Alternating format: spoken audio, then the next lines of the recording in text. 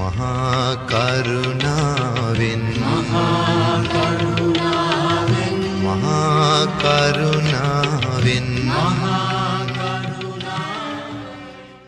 තථාගතයන් වහන්සේගේ දහම තියෙන්නේ ඔබට ගොඩ යන්න. මොහොතකටවත් හිතන්න එපා පින්වතුනි තථාගතයන් වහන්සේගේ දහම ඔබ නිසා තියෙනවා. ඔය එකක්වත් හිතලා වැඩක් නැහැ.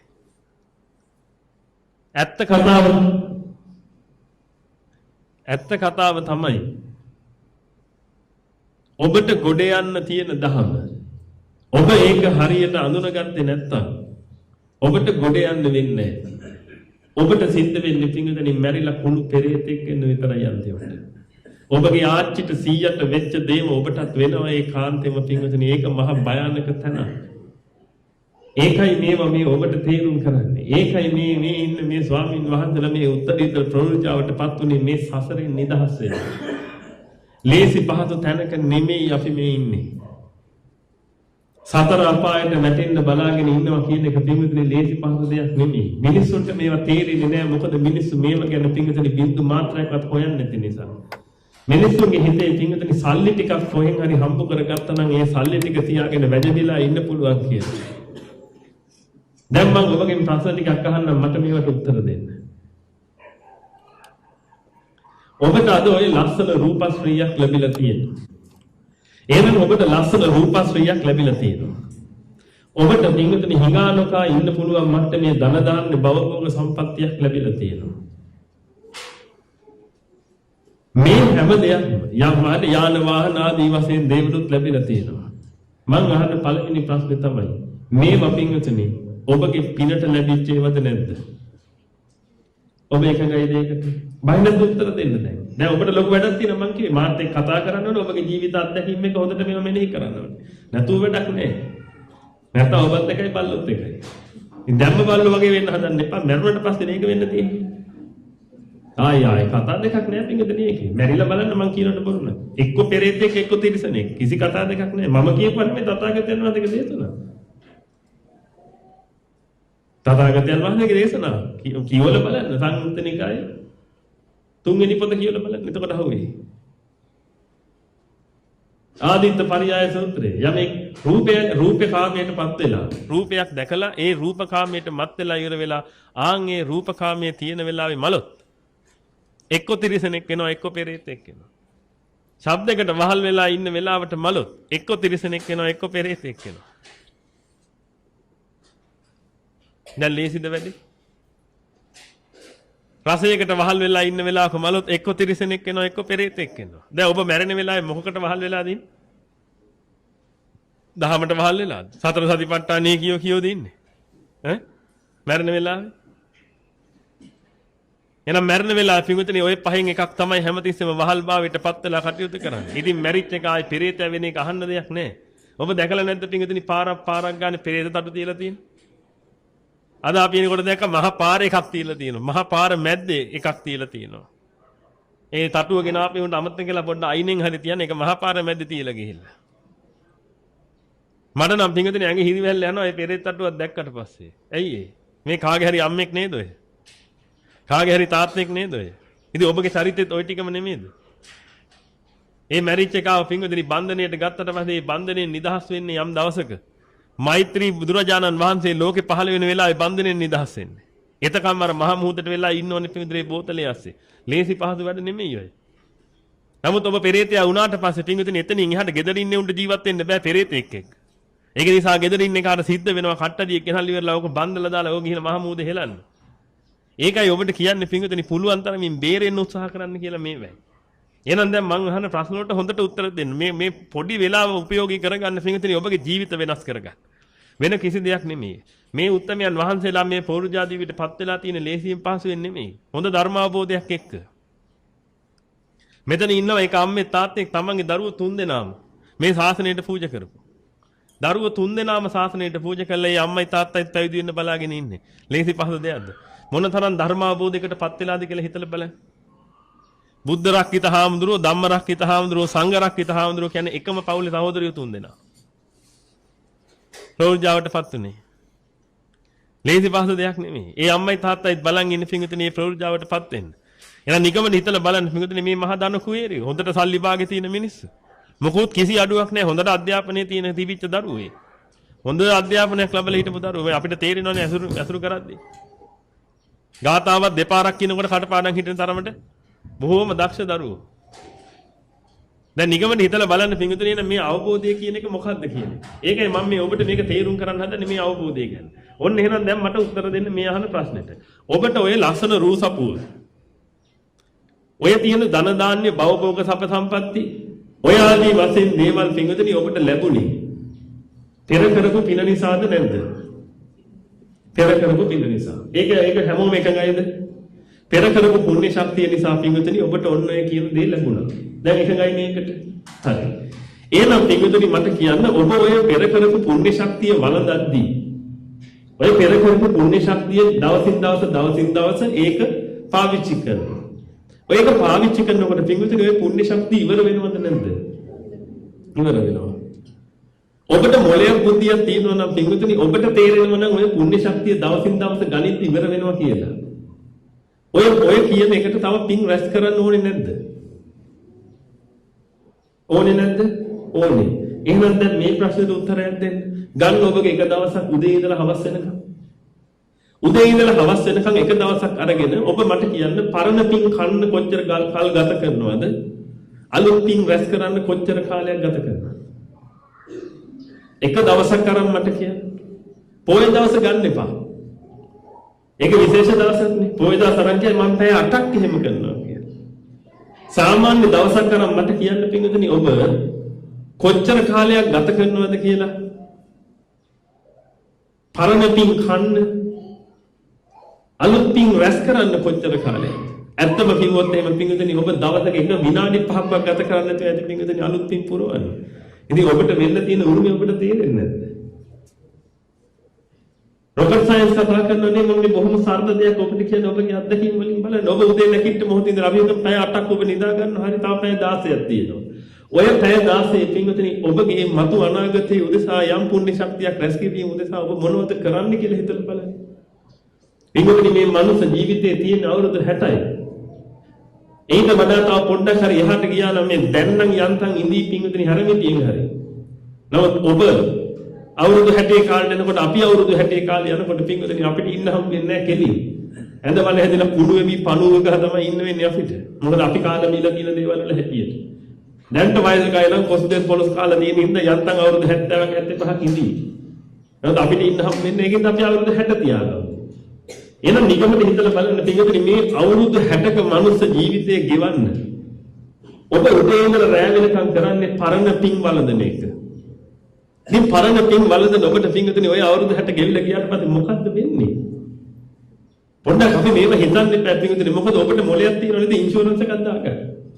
කඩයක් තියෙනවා නම් වාහනයක් තියෙනවා නම් ගෙයක් තියෙනවා නම් ජීවිතයක් තියෙනවා නම් මොකක් හරි ඉන්ෂුරන්ස් එකක් දාගෙන කටයුතු කරන්න මොලයක් තියෙනවා නේද? ඒකට මොලයක් තියෙන ඔබට පින්වතුනි මොලයක් නැත්නම් එතනින් එහාට හිතලා බලන්න ඇයි ඉන්ෂුරන්ස් එකක් ඔබ දාගත්තේ? ඉන්ෂුරන්ස් එකක් දාගන්න හේතුව ඔබ දන්නවනේ හොඳ කාරණා. එහෙනම් පින්වතුනි ඇයි ඔබට හිතෙන්නේ නැත්තේ ඔබගේ එතනින් එහාට තියෙන සසරේ ඉන්ෂුරන්ස් එකක් දාගන්න? මහා අපරාධයක් නේ පින්වතුනි කරගන්නේ. මොකද හේතුව ඔබ මම ඔබට කියලා දෙන්නම් මේ මනුස්ස ජීවිතයේ තියෙන වටිනකම මේක පින්වතුනි ඔබ 100,000 වතාවක් ඇහුවත් ඔබට මදිලි. මේ මනුස්ස ජීවිතයේ තියෙන වටිනකම ඔබ තේරුම් ගත්ත දවසට පින්වතුනි ඔබ මෙතනින් ඉක්ම යනවා පුළුවන් තරම් ඉක්මනට. මිනිස්සු දන්නේ නැහැ මනුස්ස ජීවිතයක් කොච්චර වටිනවද කියලා. අපි ඒක පොඩ්ඩක් බලමු. තථාගතයන් වහන්සේ නමක් මේ ලෝකෙට පහළ වෙන්නේ නැහැ පින්වතුනි ලේසි. මනුස්ස ජීවිතයක් කියන එකක් ලේසියෙන් හම්බ වෙන එකක් නෙමෙයි. තථාගතයන් වහන්සේ දේශනා කරන්නේ පින්වතුනි කන කැස් බෑවා වියසිදුරෙන් අහස දකින්න වගේ වැඩක් කියලා මේ මනුස්ස ජීවිතේ ලැබිච්ච එක ඔබට. දැන් නිකමනේ හිතලා බලන්න පින්වතුනි ඔබගේ අන්තිම මනුස්සත්වයේ කොයි කාලේ තියෙන්නේ නැද්ද කියලා. අවුරුදු ප්‍රකෝටි කල්ප ගානකට එහා පැත්තේ පින්වතුනි ඔබට මනුස්ස ජීවිතයක් තියෙන්නේ නැහැ. ඊට පස්සේ ඔන්න ආපහු සැරයක් ඔබ මනුස්සෙක් වෙලා තියෙනවා. මේ කාලේ පින්වතුනි හරිම වාසනාවන්ත කාලයක්. මොකද තථාගතයන් වහන්සේගේ දහම මේ කාලේ තියෙනවා. එනම් තථාගතයන් වහන්සේගේ පහළවීමක් මේ කාලේ තියෙනවා. ඕනෝයි දෙක හොදාකාරව එකතු වෙන වෙලාවෙදී පින්වතුනි ඔබ ත්‍රි හේතුක ප්‍රතිසන්දියක් ලැබලා තියෙනවා නම් ඔන්න ඔකට කියනවා ශර සම්පත්තිය කියලා. මෙතන කවුරුත් කෙලතොල්ලු නැන්නේ. කටේ තියෙන කෙල ටිකවත් තියාගන්න බැරුව කෙල වැක්කිරන මට්ටමේ කවුරුත් නැන්නේ. අංගවිකලියෝ බන්ද බුද්ධිකයෝ ජාතිපතිනියෝ ජාතියන්දියෝ ආදි වශයෙන් පිරිස් නැන්නේ. එහෙනම් පිටුසෙනි ඔබට පුළුවන් මේ දහම අවබෝධ කරගන්න. කල්ප ගානකට පස්සේ ඔබට යම් chance එකක් ආවේ පිටුසෙනි මෙතනින් කොට යන්න. ඒ ආපු chance එකේදී ඔබ බලන්න කරන දේ බුදු කෙනෙක් ලෝකේ පහළ වෙලා ඉන්නවා. ශ්‍රී සද්ධර්මයේ ලෝකේ තියෙනවා. ආර්යයන් වහන්සේලා ලෝකේ වැඩ ඉන්නවා ගිහි පැවිදි වශයෙන්. ඔබ ගජරාමයට හම්බ කරනවා. පෞෂිලෙ දෙන්නේ නැද්ද ඔබගෙන?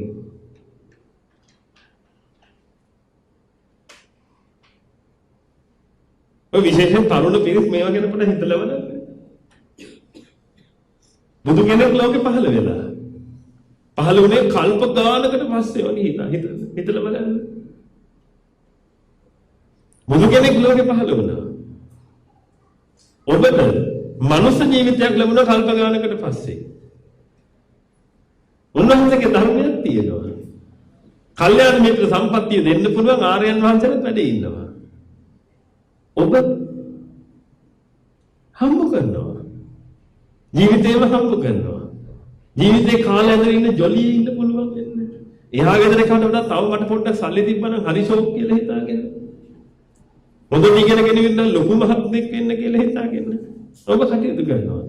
පින්වතුනි ඔබගේ අවුරුදු 60 ඉවරනාට පස්සේ ඔබ ඉවරයි ආයේ. ආයෙත් වැටෙනවා අර කියන කුණු කූඩේට ආපහු සැරයක්. ඒ කුණු කූඩේට වැටිච්ච කෙනෙක් ආපහු සැරයක් ගොඩ එනවා කියලා හිතා ගන්නව බැරි කාලයක් මේකද. ඔය කන කැස්පෑවා බියසුදිරේ අහු දකිනවා කියන එක මම ඔබට පෙන්නලා දෙන්නම් මේ ඔබට තේරෙන විදියට. නැත්තම් ඔබ තේරෙන්නේ නැහැ ඔය කන කැස්පෑව මොකද ඒ බියසුදිර මොකද්ද ඔබ තේරෙන්නේ නැහැ. සරල උදාහරණකින් මම කියන්නම්. ඔබ ස්විෆ්ට් ටිකට් අරන් තියනවද?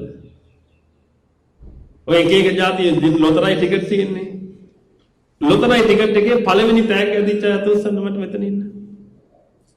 කිසි කෙනෙක් නැහැ. මේ මනුස්සත්වයේ ඔබට නැති වෙලා පින්වතුනි නැවත මනුස්සත්වයක් ලැබෙනවා කියන එක. මෙන්න මේ වගේ එකක් ඔබ පුළුවන් නම් මට කියන්න මේකට තියෙන සම්භාවිතාව කොච්චරද කියලා. ඔබ අවුරුදු 50ක් ස්විෆ්ට් ටිකට් ගන්නවා. හැමදාම. ඒ අවුරුදු 50 හැමදාම ඔබට පළවෙනි තෑග්ග ඇදෙනවා. මේක වෙන්න පුළුවන්ද? හැමදාම පළවෙනි තෑග්ග ඇදෙනවා අවුරුදු 50ක් පිට වෙන්න පුළුවන්ද? ඒක වුණත් ඔබට ආයි මනුස්ස ජීවිතයක් ලැබෙන්නේ නැහැ. දැන් ඔබ තේරෙනවද පින්වතුනි මොකක් එක්කද මේ සෙල්ලම් කරන්නේ ඔබ කියලා? තරුණ කෙනෙක් හිතාගෙන නැති අපිට තව කල් තියෙනවනේ. අපිට තව තරුණයි. පේන්නේ අපේ ආතා. ආතාගේ වයසට තව අවුරුදු 50ක් විතර යනවා අපිට. එහෙම හිතාගෙන ඉන්නේ. දැන් මම ඊළඟ ප්‍රශ්නේ ඔබට දෙනවා. මම දැන් ඔබට එවනවා කොලේකුයි පෑනකුයි. මෙතන ඉන්න අවුරුදු 3-4 දරුවන් ඉඳලා අවුරුදු 70 80 දක්වා. මට මං එවන කොලේ පෑනයි ඔබ පාවිච්චි කළා. ඔබ සියලු දෙනා මැරෙන අනුපිළිවෙල ලියලා දෙන්න. ඔබ සියලු දෙනා මැරෙන අනුපිළිවෙල ලියලා දෙන්න මට. එයි නිකන්ද? දාන්න 80 ආතව දාන්න ඉස්සරහට. අවුරුදු 4 පුංචි කා දාන්න පස්සට. පුළුවන් ද ඔබට ඒක ගවන්න? මැරෙන අනුපිළිවෙල ලියන්න පුළුවන් කෙනෙක් ඉන්නවද?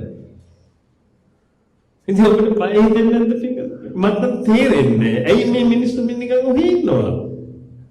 හොදාකාරව මේ කියනවත් පැහැදිලි නේ. නැත්නම් ඔබ කොලා දෙන්න හඳුන්නේ කොලේ මම ලියලා දෙන්නම් කියලා ගන්නවනේ. එහෙනම් ඔබ හොදාකාරව දන්නවා පින්විතේ ඔබ මැරෙන වෙලාව කවුද දන්නේ නැහැ කියලා.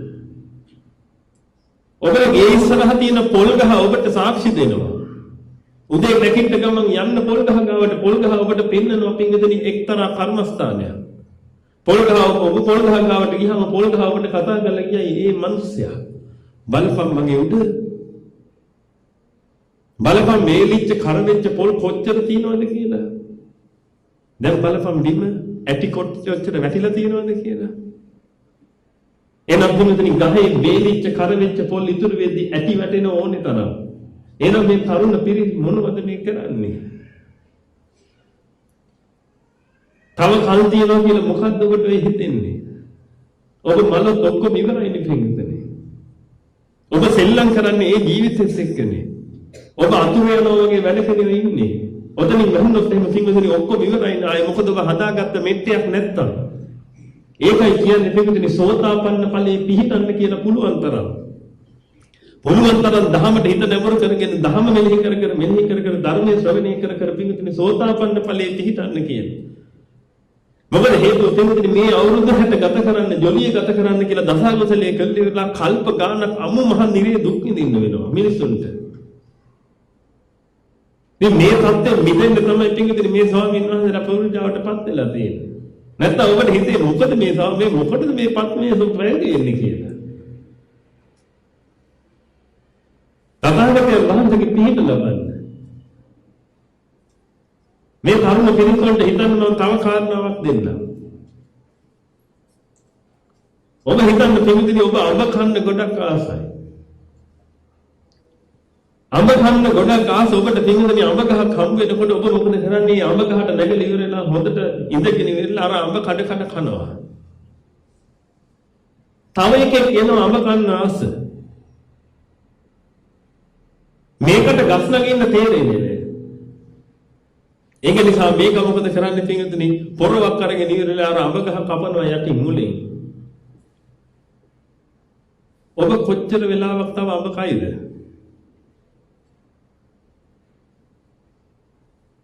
අඹ රසයි තමයි. අඹ රස නිසානේ නැග්ගේ. දැන් අඹ කනවා තමයි. ඒ කන අඹ හරි රසයි තමයි. ඔබ තව කොච්චර වෙලාවක් ගහේ ඉන්නවද? නිගමනය හිතලා බලන්න පිටුදුනේ. එහෙනම් ඔබට මේ පෙර කරපු පුණ්‍ය ශක්තිය ලැබිච්ච යම් කාම සංකල්පනා ටිකක් ඇති. ඒව ඔස්සේ ඔබ ඒව පාවිච්චි කරගෙන ඉන්නව ඇති. නමුත් පිටුදුනේ ඔබ තව කොච්චර කාලයක් කොහොම ඉන්නද? ඔය අඹ ගහ කපනවනේ පිටුදුනේ. ඔය අඹ ගහ වැහෙන්නොත් එහෙම ඔබ ඉවරයි. ඔබ විනාශ වෙලා යනවානේ. තව කොච්චර කාල ඔබට ඔහොම ඉන්න ඕනේද? ධර්මයෙන් ඈත් වෙලා ඔබ කොච්චර කාල තව ලෝකේ රමණීය කර ඉන්න ඕනේද? මේ දේවල් හොඳ ආකාරව එකින් එක හිතලා බලන්න පිටුදෙනේ ඕව එකින් එක හිතනකොට ඔබට හොඳට තේරිලා එයි මේ මොකද්ද කියන්න හදන්නේ කියලා. මොකද්ද මේ ආම්දුරුන්ට අවබෝධ වෙලා තියෙන්නේ කියලා ඔබට හිතෙන්න පටන් ගන්නේ. අන්න එතකොට පිටුදෙනේ ඔබ තථාගතයන් වහන්සේගේ ශාසනයෙන් ප්‍රයෝජනයක් ගන්න පුද්ගලයෙක් බවට පත් වෙයි. තථාගතයන් වහන්සේගේ ශාසනයෙන් ප්‍රයෝජනයක් ගන්න නැති පුද්ගලයා පිටුදෙනේ මොන පරාතිරෙම හිටියත් මහා අභාග්‍ය සම්පන්න තත්යකට වැටෙනවා. ආයෙක අහන්න දෙයක් නෑ අද්දට ප්‍රත්‍යක්ෂ දේවල් කියන්නේ පින්විතනි ඔබ මොන්න මම ඒකයි කිව්වේ මේවා විශ්වාස නැත්තම් ඔබට තියෙන සුළු දේ පින්විතනි මැරෙන්න විතරයි මැරිච්ච ගමන් මේ කියන හැම එකක්ම තේරෙයි පින්විතනි හැබැයි එතනින් එහාට ඔබට මේවා කියලා වැඩක් නෑ මලාට පස්සේ පින්විතනි මේ එකක්වත් මම කියන්නේ නෑ මම ඒකයි මම හැමතිස්සෙම කියන්නේ පින්විතනි මම බල්ලන්ට බල කියන්නේ නෑ හේතුව තමයි උන්ට ඒක අවබෝධ කරගන්න බෑ හැබැයි මම බල කියන්නේ පින්විතනි බල්ල වෙන්න ඉන්න පිරිසට පෙරේතයෝ වෙන්නේ ඉන්න පිරිසට. පෙරේතයෝ උනාට පස්සේ බල කියලා වැඩක් නැහැ. පෙරේතයෝ වෙන්නේ ඉන්න පිරිසටයි බල කියන්න ඕනේ. බල්ලෝ වෙන්නේ ඉන්න පිරිසටයි බල කියන්න ඕනේ. වෙන්න කලින් බේර ගන්න. උනාට පස්සේ කියලා වැඩක් නැහැ. උනාට පස්සේ තියෙන්නේ පිංගුතුනි ගහලා පන්නන එක විතරයි. වෙන දෙයක් ඉතුරු වෙන්නේ නැහැ. ඒකයි ඔබට මේ පුල කියන්නේ මේ දේවල්. මොකද හේතුව පිංගුතුනි ඔබ මේ කාම සම්භෝගයන්ගෙන් පුළුවන් තරම් තමන්ගේ ඔළුව කාගෙන ඉන්නේ මේ වෙලාවේ. මට මේක තියෙනවා කියලා රැස් කරගත්ත දේවල් වලින් පිටුනේ ඔළුව පුරවගෙන කටයුතු කරනවා. මම ඔබට තව හොඳ උදාහරණයක් කියන්නම්. ඔබ අවබෝධ කරගන්න. ඔබ අහලා තියෙනව නේද පිටුනේ රජුරුවන්ගේ කාලේ හොරෙක් අහුණාට පස්සේ ඒකට දෙන්න දඬුවම. රජුරුවන්ගේ කාලේ පිටුනේ හොරෙක් අහුණාට පස්සේ ඒ හොරව පෙරහැරකින් අරගෙන යනවා පිටුනේ හිස ගසා දාන තැනට. ඒ පෙරහැරේ අරන් යනකොට පිටුනේ වදමල් දාලා මේ මිනිස්සුව ලස්සනට සරසනවා කලින්. හොඳට සුවඳ විලවුන් වර්ණේ මේ ගහලා මේ මිනිස්සුව ලස්සනට සරසනවා. ඒ සරසල ඉවර වෙලා පිටුනේ වදක බෙරේ ගහන පිරිස්, නලා පිමින පිරිස් ඊට පිටිපස්සෙන් ලස්සනට ඇදගෙන යනවා. මෙයාගේ බෙල්ල කපනවා බලන්න ඕනේ පිරිස් පිටුනේ ඊට පිටිපස්සෙන් එනවා බොහෝ පිරිසක්.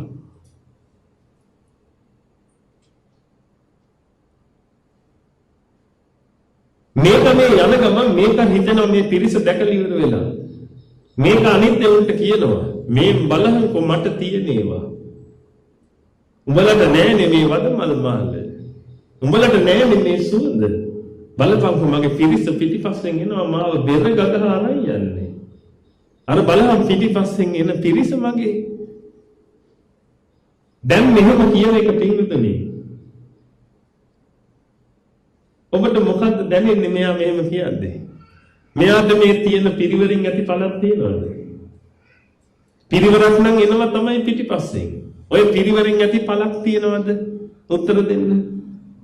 තියනවද? ඔය සුවඳ විලවුන් ඇති පළක් තියනවද? ඔය වදමල් මාල වලින් ඇති පළක් තියනවද? ඇයි පිටුතුනි පළක් නැත්තේ? උත්තර දෙන්න බෑ නේද? ඇයි පළක් නැත්තේ? දැන් ඔබ කියන්නේ පළක් නැහැ කියන්නේ. ඇයි? ඇයි? මේ කොහෙට යන හින්දාද? මරණයට යන හින්දා. දැන් ඔබ මොකද මේ කියන්නේ? හොඳට විශ්වාසද? දැන් ඕවෙන් ඇති පළක් නැත්තේ මොකක් නිසාද? මරණයට යන හින්දා. දැන් ඔබ දවසින් දවස කොහෙටද පිංගුතුනි ඔය යන්නේ? ඉතින් ඔබ වටේ තියෙන ඒවා පළක් තියනවද එතකොට?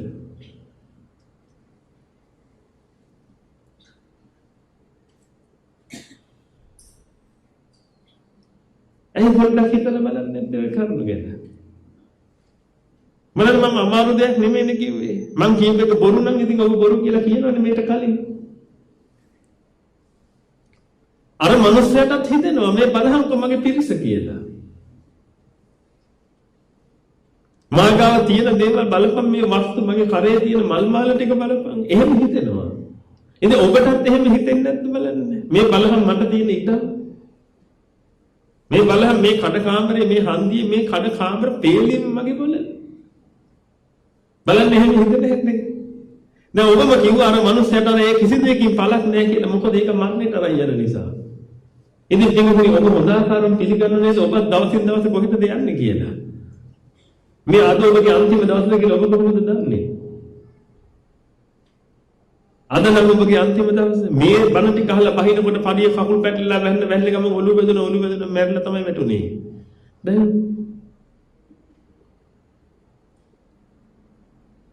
දැන් එපා කියන්නද ඒක කාට හරි? වච්චී කියන්නද වැටෙනකොට? නිකම්ම හිතලා බලන්න පිළිගන්න. නමුත් මැරෙන්නෙත් නැහැ කියලා හිතාගෙන නේද පිළිගන්නේ අන්තිමට කටයුතු කරන්නේ. මට කියන්නේ මෙතන එක්කෙනෙක් හරි තමයි මැරෙයි කියලා හිතෙච්ච අය. මැරෙනවා කිය ඉන්න කියන්නේ මම කියන්නේ. තමන් මැරෙයි කියලා හිතන අය අතොස්සන්නේ. හිතුණා. මම මැරෙයි කියලා හිතුණා. කාටවත් හිතෙන්නේ නැහැ. ඕකයි තියෙන ප්‍රශ්නේ. මම මැරිලා පෙරේතෙක් වෙයි කියලා හිතච්ච අය අතොස්සන්නේ. බලන්න කාටවත් හිතෙන්නේ නැහැ ඒවා. මම මැරිලා දෙවි කෙනෙක් වෙයි කියලා හිතච්ච අය අතොස්සන්නේ. ඒකට නම් ඉන්න ඕනේ තරම්. මැරිලා දෙවි කෙනෙක් වෙයි කියලා හිතන ඉන්න නමුත් මැරිලා පෙරේතෙක් බල්ලෙක් කුණෙක් වෙයි කියලා හිතන එහෙම හිතෙන්නේ නැහැ කවදාවත්. අන්න ඒක තමයි පිළිතුරේ තියෙන ප්‍රශ්නේ. මොකද ඔබට හැමතිස්සෙම හිතෙන්නේ ඔබ කැමති දේවල් විතරයි. ඔබ අකමැති දේවල් ඔබට හිතෙන්නේ නැහැ.